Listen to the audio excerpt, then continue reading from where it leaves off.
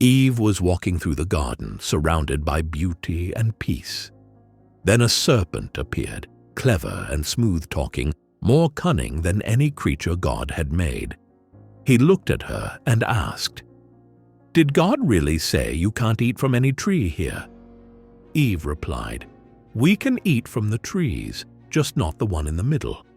God said if we even touch it, we'll die." The serpent gave a knowing smile. "You won't die. God knows that if you eat it, your eyes will be opened. You'll be like Him, knowing good and evil." Enjoying this?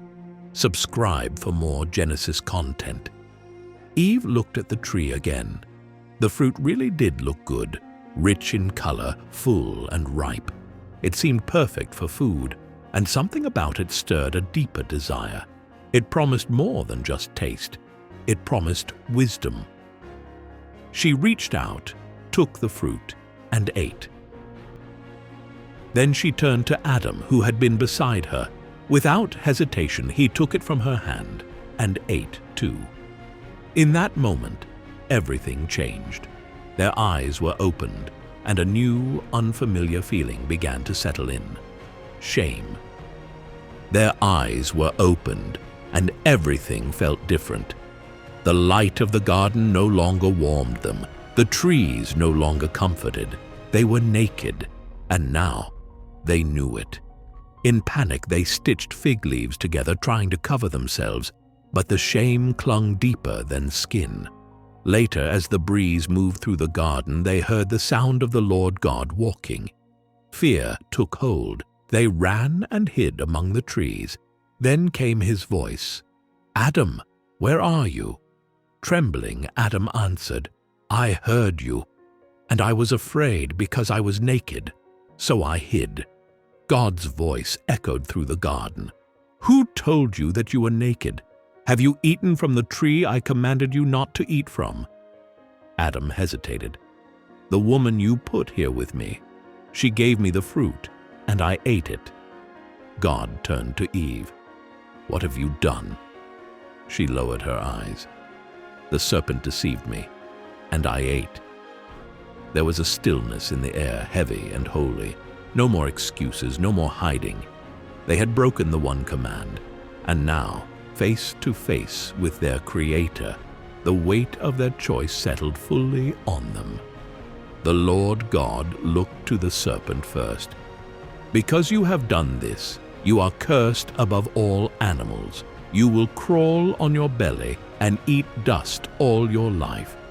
I will put enmity between you and the woman, and between your offspring and hers. He will crush your head, and you will strike his heel." Then to the woman, "I will greatly increase your pain in childbirth. You will desire your husband, but he will rule over you." And to Adam, "Because you listened and ate, the ground is cursed because of you. You will eat through sweat and struggle. It will grow thorns and thistles, and in the end, you will return to the dust from which you came." In the silence that followed, Adam looked at the woman beside him. He named her Eve, meaning life, because she would become the mother of all living. Though they had disobeyed, the Lord God still showed mercy. He made garments of animal skin for Adam and Eve, soft coverings to replace the fragile leaves they had sown. It was a gesture of care, even in the midst of judgment. But they could no longer stay in Eden. God said, "The man has become like one of us, knowing good and evil. He must not be allowed to reach out and take from the tree of life and live forever." So the Lord God banished them from the garden. Adam was sent to work the ground from which he had been taken. And to guard the way back, God placed mighty cherubim at the garden's edge, with a flaming sword flashing back and forth, forever blocking the path to the tree of life. In many ways, this story is still ours. We may not walk in a garden, but we all know what it's like to hear a lie that sounds like truth, to reach for something forbidden, to feel the sting of shame and the urge to hide. We've all stood at the edge of a choice, knowing what's right, but leaning toward what promises more. And still, God calls. He doesn't leave us in our failure. Even when we step outside of what He intended, He moves toward us with mercy. He covers us. He invites us back.